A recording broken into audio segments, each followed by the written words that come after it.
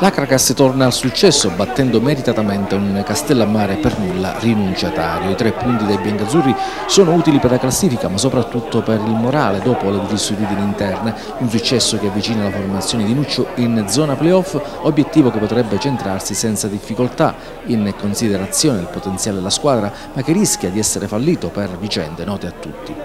La partita contro i trapanesi è stata gradevole con i locali che hanno messo in campo tanto cuore ed una spiccata voglia di vittoria. Il successo è stato costruito lungo l'asse Vinciguerra-Parisi, autori di 2 pregevoli marcature e di belle giocate. La loro inventiva ha dato giovamento alla squadra che ha praticato per buona parte della gara un calcio ragionato e altamente produttivo sotto il profilo delle occasioni da rete. Oltre alle marcature del primo tempo, la Caracas ha avuto la possibilità di incrementare la differenza aritmetica fallendo almeno altre 2 occasioni.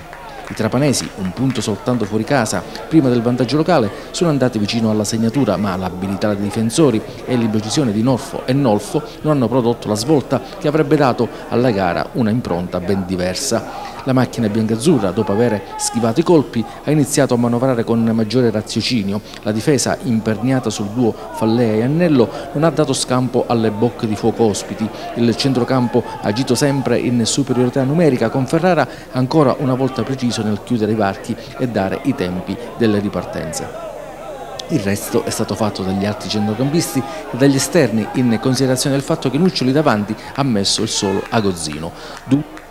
Dunque il gioco necessariamente doveva avere altri riferimenti come Parisi e Vinciguerra. Quest'ultimi hanno svolto in maniera egregia il compito affidatogli. La prima rete nasce da una bella giocata proposta sulla tre quarti da Parisi che cerca ed ottiene il dialogo con Vinciguerra. Il numero 7, palla al piede davanti a Mistretta, lo batte inesorabilmente. Dopo 10 minuti chiude i conti Vinciguerra che dal suo piede preferito fa partire un tiro di collo pieno che finisce nel sacco.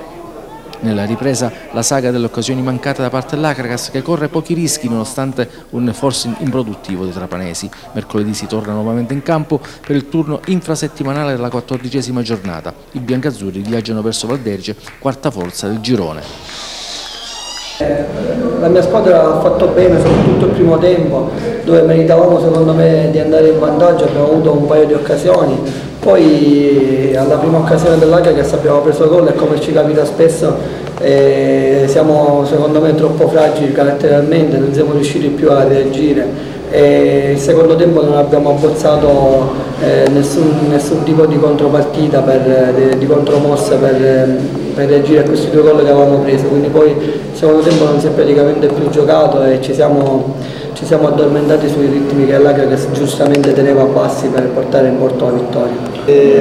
La squadra riesce a giocare bene e riesce a stare fuori dalle polemiche. Questa è una cosa che io personalmente ho sempre chiesto ai ragazzi, che noi quelle 2 ore che noi lavoriamo dobbiamo pensare solamente a lavorare e la dimostrazione è stata che oggi la squadra veramente ha giocato bene tecnicamente, tatticamente e credo che abbia messo anche il cuore in campo perché non era facile giocare e vincere contro il Castellammare.